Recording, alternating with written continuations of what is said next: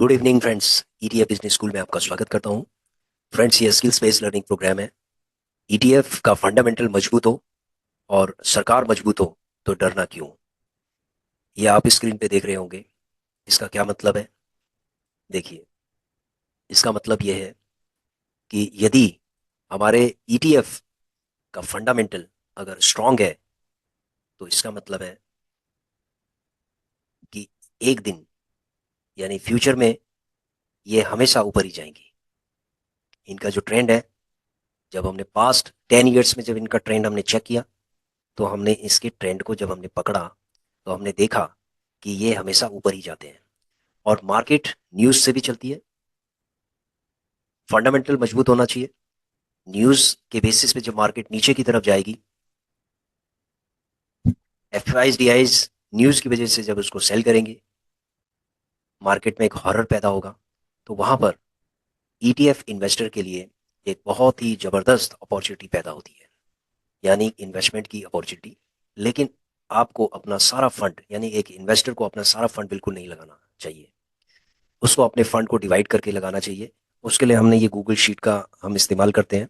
तो फ्रेंड्स, आप इस गूगल शीट को इस्तेमाल कर सकते हैं कि किस किस गिरावट पे, यानी कितनी गिरावट पे, यानी कितने प्राइस पे हमें इसको कितनी क्वांटिटी लेनी है, यह आपके ऊपर निर्भर करता है कि आप कितना उस पे एसआईपी लगाना चाहते हैं। यानी कि गिरावट में आप कितना कितना इसको लेना चाहते हैं, वो चीज़, उस चीज़ के डिसिप्लिन को मेंटेन करने के लिए ये गूगल शीट बनाई गई है। इस गूगल शीट के हिसाब से अगर आप चलते हैं तो आप कभी भी मार नहीं खाएंगे। क्योंकि फंडामेंटल स्ट्रांग होने के साथ साथ आपको स्ट्रैटेजी पे भी काम करना है कि कहाँ पर किस गिरावट में आपको कितनी इन्वेस्टमेंट करनी है। तो फ्रेंड्स, ये आपके प्लानिंग के ऊपर डिपेंड करता है, आपके बजट के ऊपर डिपेंड करता है कि आप कितना इन्वेस्टिंग करना चाहते हो किस ईटीएफ में। तो हमारे पास कुछ ईटीएफ हैं, 38 ईटीएफ हैं। 38 में से हमने सेलेक्ट किए थे, 10 से 12 ईटीएफ हमने सेलेक्ट किए थे जिनका फंडामेंटल बहुत ही ज़्यादा स्ट्रांग है। जैसे फॉर एग्जांपल हमारा पीएसयू बैंक बीस का फंडामेंटल इतना स्ट्रांग है फ्रेंड्स कि जितना ये नीचे गिर रहा है उतना अगर आप इसको उठाएंगे तो उसके बाद क्या होगा कि ये आपको एक अच्छा रिटर्न दे सकता है लॉन्ग टर्म में। देखो, ये लाइफ टाइम ईटीएफ्स है, क्योंकि पब्लिक सेक्टर अंडरटेकिंग जो बैंक्स हैं, जैसे बैंक ऑफ बड़ौदा, एसबीआई हो गया, कैनरा बैंक हो गया, तो ये यूबीआई हो गया, तो ये सारे पब्लिक सेक्टर अंडरटेकिंग बैंक्स हैं। यानी गवर्नमेंट मशीनरीज हैं ये, बैंकिंग मशीनरीज हैं ये। इनमें गवर्नमेंट के जितने भी ट्रांजेक्शन्स होते हैं, मैक्सिमम ट्रांजेक्शन्स इनके थ्रू चलते हैं। और गवर्नमेंट कोशिश करती है कि पब्लिक सेक्टर अंडरटेकिंग जो बैंक्स हैं इनको स्ट्रांग बनाए। ठीक है, तो लॉन्ग टर्म में ये हमेशा इनका ट्रेंड ऊपर की तरफ रहेगा। हाँ, देखो, न्यूज़ की वजह से हो सकता है कि ये डाउन हो सकते हैं, क्योंकि कभी कभी क्या होता है कि जब एफ आईज डी आईज को ये लगता है कि वो अपना प्रॉफिट को सेल करना चाह रहे हैं, अपना प्रॉफिट बुक करना चाह रहे हैं, तो वो सेल करते हैं। जब मार्केट के अंदर एक बहुत बड़े अमाउंट पे जब सेल होता है तो उसके बाद मार्केट नीचे की तरफ गिरना स्टार्ट कर देती है। और इसको बैलेंस डीआईज करते हैं थोड़े समय के लिए, लेकिन एफआईज को फिर दोबारा यहाँ पर आना होता है। तो जब एफआईज इसको सेल करते हैं तो मार्केट जब नीचे की तरफ धड़ाम होती है, ऐसे लगता है कि जैसे क्रैश हो रही है, करेक्शंस के दौर से गुजरती है, तो उस समय इन्वेस्टर्स भी डरने लग जाते हैं। यानी जो रिटेल इन्वेस्टर्स हैं उनके अंदर भी एक भय पैदा हो जाता है और वो वहाँ मार्केट से एग्जिट करना स्टार्ट कर देते हैं या फिर फर्दर इन्वेस्टिंग नहीं करते, उसको होल्ड करते हैं। तो फ्रेंड्स, यहाँ पर हमारी जो स्ट्रैटेजी ये है कि पीएसयू बैंक बीस के अंदर जितना ये नीचे गिरता है तो हमने कुछ इसमें पैरामीटर्स हमने बनाए हुए हैं कि भाई हमें इसमें इतने प्राइस पे हमें इतनी क्वांटिटी लेनी है। ठीक है, जितने ये नीचे गिरते हैं उतनी हमें क्वांटिटी लेनी है, और कुछ लेवल पे, यानी 5 लेवल पे हम इसको ले सकते हैं। उसके बाद हम शांत हो जाएंगे, बैठ जाएंगे, हमें और आगे इन्वेस्टिंग नहीं करना है। ठीक है, 5 लेवल के बाद आप शांति से बैठ सकते हैं कि भाई आपकी जब 2000 क्वांटिटी हो जाए, 1000 क्वांटिटी हो जाए, मतलब जितना आपने बजट तय किया हुआ है उसके हिसाब से हो जाए, तो उसके बाद आप शांति से बैठे रहिए, गिरने दीजिए मार्केट को। क्योंकि हमारा जो फंडामेंटल ईटीएफ्स है, ईटीएफ का फंडामेंटल है बहुत स्ट्रांग है, में कोई भी घबराने की जरूरत नहीं है। जैसे मॉन 100 है, तो मॉन 100 भी एक बहुत ही स्ट्रांग इंटरनेशनल ईटीएफ है। इसमें बहुत बड़ी बड़ी कंपनियां हैं इंटरनेशनल। तो ये समझ लीजिए कि इसका भी फंडामेंटल स्ट्रांग है, इसीलिए हमने इसको रखा है। इसकी वॉलेटिलिटी प्लस इसकी लिक्विडिटी बहुत अच्छी है। आईटीबीज हो गया, सेक्टोरल ईटीएफ है, इसको भी हमने अपने होल्डिंग में रखा हुआ है। ठीक है, अपने अपनी लिस्ट में रखा हुआ है। उसके बाद गोल्ड बीज है, सिल्वर बीज है, उसके बाद है आपका डिवॉ बीज है, सीपीएससी ईटीएफ है, बैंक बीज है, निफ्टी बीज है, उसके बाद है आईसीसीआई बी 22 है। ठीक है, मोमेंटम और मॉन, सॉरी, मो एमओ यानी मोतीलाल ओसवाल निफ्टी 500 है, ये पूरे स्टॉक, जितने भी स्टॉक्स है सबको कवर करता है। ठीक है, सबको कवर करता है। इसको हमने अभी रखा नहीं है, ये जो लाइट कलर के हैं, स्किन कलर के हैं, इसको हमने रखा हुआ है।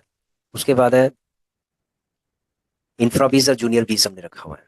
ठीक है, तो ये हमारे बहुत ही लॉन्ग टर्म यानी लाइफ टाइम के लिए हम इनको रख सकते हैं, क्योंकि इनकी जो हिस्ट्री है बहुत ही स्ट्रांग है। ट्रेंड इनका, अगर ये ट्रेंड में जब आते हैं तो बहुत अच्छा ये प्रॉफिट दे जाते हैं। ठीक है, एक एक साल के अंदर कुछ ईटीएफ ने 100% का रिटर्न दिया है एक एक साल के अंदर।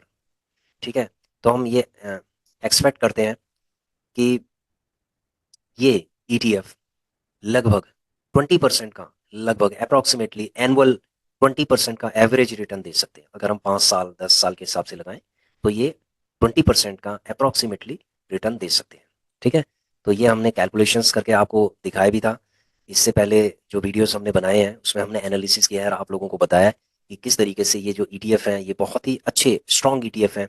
इनके ऊपर हम काफ़ी एनालिसिस करते हैं और इसके ऊपर हम इन्वेस्टिंग भी करते हैं। तो फ्रेंड्स ऐसा है कि देखो, इन शेयर मार्केट में इन्वेस्टिंग करना ये एक पर्सनल चॉइस है। ठीक है, आपको ये नहीं बताया जाता कि आपको इसमें इन्वेस्ट करना है या उसमें इन्वेस्ट करना है। आप एक अपने पर्सनल लेवल पे आप इसको एनालिसिस कीजिए। जैसे ये हमारा एक लर्निंग चैनल है, इसमें हम आपको बता रहे हैं कि कौन सा ईटीएफ का फंडामेंटल कितना स्ट्रांग है और उसकी हिस्ट्री क्या है, ये समझ लीजिए हिस्टोरिकल इसका ट्रेंड क्या है। तो ये सारी चीज़ें बताने के बाद, ठीक है, क्योंकि हम तो इसके अंदर इन्वेस्टिंग करते हैं, लेकिन आप अपने लेवल पे आप रिस्क ले सकते हैं। ठीक है, जितना आपका एपिटाइट है उसके हिसाब से आप इसमें रिस्क ले सकते हैं। लेकिन ये हम जरूर आपको बताना चाहते हैं कि ETF are less riskier than stocks. Stocks zero हो सकते हैं, लेकिन ये ईटीएफ जीरो नहीं होते हैं, क्योंकि ये एक बंच ऑफ स्टॉक्स होते हैं। अगर एक आध कोई स्टॉक्स मान लीजिए इसके अंदर जीरो भी हो जाए तो उसको बाहर निकाल के उसकी जगह पर रिप्लेस कर दिया जाता है, और इस तरीके से ये अपने आप को सेल्फ मेंटेन कर लेते हैं। ठीक है फ्रेंड्स, तो दो चीज़ें इंपॉर्टेंट है। पहली तो फंडामेंटल बहुत स्ट्रांग होना चाहिए एटीएफ का, दूसरा आपकी स्ट्रैटेजी स्ट्रांग होनी चाहिए। तीसरी देखो, गवर्नमेंट अगर एक स्ट्रांग गवर्नमेंट अगर फॉर्मेशन हो रही है या फॉर्म हो चुकी है, तो उसमें जो फॉरेन इंस्टीट्यूशनल इन्वेस्टर्स होते हैं उनका विश्वास पैदा हो जाता है, और विश्वास होने के बाद वो मार्केट में इंजेक्ट करना स्टार्ट कर देते हैं फंड्स को, जिसकी वजह से जो रिटेल इन्वेस्टर्स हैं उनको फायदा होता है। इसीलिए हमने जो है जो हमने जो स्क्रीन पे हमने आपको बताया था कि सरकार मजबूत हो और ईटीएफ फंडामेंटल मजबूत हो, तो डरना क्यों है? क्योंकि मार्केट न्यूज़ से भी चलती है और वो नीचे नीचे जब जाती है तो कोई इशू नहीं है। ठीक है, उसमें एक इन्वेस्टमेंट की अपॉर्चुनिटी बनती रहती है और आराम से आप बैठ सकते हैं। देखो, हमेशा सोचना लॉन्ग टर्म में है। लॉन्ग टर्म के हिसाब से अगर आप सोचेंगे तो जरूर आपका अच्छा खासा रिटर्न बनेगा। ठीक है, अगर आप शॉर्ट टर्म के हिसाब से सोचेंगे तो आप स्ट्रेस में रहेंगे, पजल रहेंगे। आप हमेशा अपने होल्डिंग्स को देखते रहेंगे कि आज बढ़ा घटा। देखो फ्रेंड्स, अगर आप अपने पोर्टफोलियो को डेली हर घंटे हर मिनट आप चेक करते रहेंगे तो आपको एंजाइटी होगी कि अब क्या हो रहा है, अब क्या हो रहा है। आप ईटीएफ में अगर आप इन्वेस्टिंग कर रहे हैं तो आपको लॉन्ग टर्म होराइजन के हिसाब से आपको सोचना पड़ेगा, और लॉन्ग टर्म होराइजन के हिसाब से आप सोचेंगे तो आपको डेफिनेटली आपको बेनिफिट्स मिलेंगे। ठीक है फ्रेंड्स, देखो हम शॉर्ट टर्म के हिसाब से हम चलते हैं। मैं कहता हूँ कि मेरे 2 डीमेट अकाउंट के अंदर मैं शॉर्ट टर्म के हिसाब से चलता हूँ, लेकिन मेरा जो होराइजन है वो लॉन्ग टर्म के हिसाब से है। अभी मार्केट डाउन है, हमें पता है कि लगभग 8 to 10% हमारा पोर्टफोलियो डाउन चल रहा है। ठीक है, कोई दिक्कत नहीं है।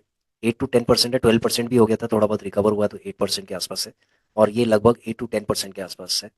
लेकिन मार्केट के अंदर जब एक ट्रेंड बनेगा, अप ट्रेंड बनेगा, उसके बाद ये सारी चीज़ें जो है ना, आराम से जब स्विंग होगा तो हम स्विंग के अंदर ही हम इनकम जनरेट करते हैं, प्रॉफिट जनरेट करते हैं, और उसके बाद उसको री इन्वेस्ट करते हैं। तो लास्ट टाइम मैंने आपको दोनों पोर्टफोलियो के अंदर आपको दिखाया था कि लास्ट 1 ईयर के अंदर हमने कितना प्रॉफिट इसके अंदर जनरेट किया और उस प्रॉफिट का हम क्या करने जा रहे हैं। ठीक है फ्रेंड्स, तो आशा करता हूँ कि आप लोगों को समझ में आ गया होगा कि मार्केट के अंदर अगर काम करना है तो आपको एक प्रॉपर प्रोसेस के साथ आपको काम करना पड़ेगा, और बिना डरे हुए काम करना पड़ेगा। आपको जो फंड आप लेके आ रहे हैं इन्वेस्टिंग के लिए, आप ये समझ लीजिए कि आपको 5 साल तक इस फंड की कोई ज़रूरत नहीं है। अगर आप इस माइंडसेट के साथ आ रहे हैं तो आप शेयर बाजार के अंदर आप जो है सक्सेसफुल हैं। अदरवाइज क्या होगा, आप लॉस भी बुक कर सकते हैं। शॉर्ट टर्म में आपने कहीं से उधार ले लिया, आपने कहीं से बैंक से लोन ले लिया, ठीक है, आपने इस माइंडसेट के साथ लगाया कि कल मार्केट एकदम से ऊपर चली जाएगी, ठीक है, आपको प्रॉफिट होगा, फिर आप प्रॉफिट निकाल के जिससे लिया है उसका चुका देंगे।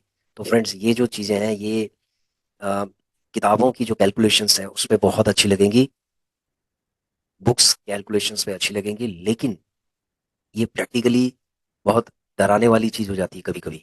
तो इसीलिए हमेशा आप प्रैक्टिकल सोचिए और प्रैक्टिकल तरीके से आप इन्वेस्टिंग कीजिए, लॉन्ग टर्म में कीजिए, और कभी भी उधार लोन और इस तरीके की चीज़ मत कीजिए, क्योंकि ये फिर आपको प्रॉब्लम में डाल सकता है। जहाँ से आपने लोन लिया वहाँ तो आपको चुकाना पड़ेगा ब्याज। इवन क्या होता है कि जो एमटीएफ में, बहुत सारे एमटीएफ में इन्वेस्टिंग करते हैं, मार्जिन ट्रेडिंग फंड में इन्वेस्टिंग करते हैं, जब मार्केट नीचे की तरफ होती है, ठीक है, देखो मैं इस चीज़ के लिए मना नहीं कर सकता कि एमटीएफ में काम नहीं करना चाहिए। बहुत सारे ऐसे लोग हैं जिनको एमटीएफ में बहुत फ़ायदा भी होता है और उनकी अपनी एक सेपरेट स्ट्रैटेजी होती है। हमने अभी एमटीएफ में काम नहीं किया है और ना अभी हम करेंगे, जब तक, मैंने कहा है आपको कि जब तक हमें कम से कम हमारे पोर्टफोलियो का 25% जब तक हमारा प्रॉफिट नहीं हो जाता, तब तक हम एमटीएफ में काम नहीं करेंगे। कि एमटीएफ में काम हम वही करेंगे जो हमारा प्रॉफिट का पैसा होगा, वही हम एमटीएफ के अंदर डालेंगे, ताकि क्या होगा कि वो आराम से, अगर हमने मान लीजिए 6 महीने तक भी हमने होल्ड कर दिया, तो हम 6 महीने का जो इंटरेस्ट है वो हम दे सकें।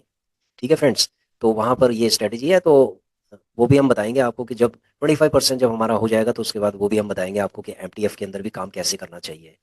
ठीक है फ्रेंड्स, तो आशा करता हूँ कि आप लोगों की समझ में आ गया होगा, और एक हाई मोटिवेशन के साथ आप इसके अंदर थोड़ा थोड़ा करके स्ट्रैटेजी के हिसाब से आप इन्वेस्टिंग कर सकते हैं। प्रॉफिट पक्का बनते हैं, ऐसा कुछ नहीं है। इस तरीके की सिचुएशन हमेशा मार्केट के अंदर आती है कि जब मार्केट बेरिश मोड पे होता है, और जब ये बुलिश मोड पे होता है, तो ये मौका नहीं देता आपको इन्वेस्टिंग करने का।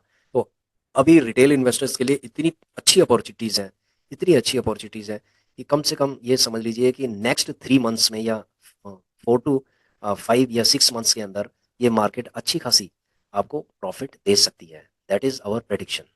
ठीक है friends, thanks for watching our video, please share, like and subscribe our channel. Thank you.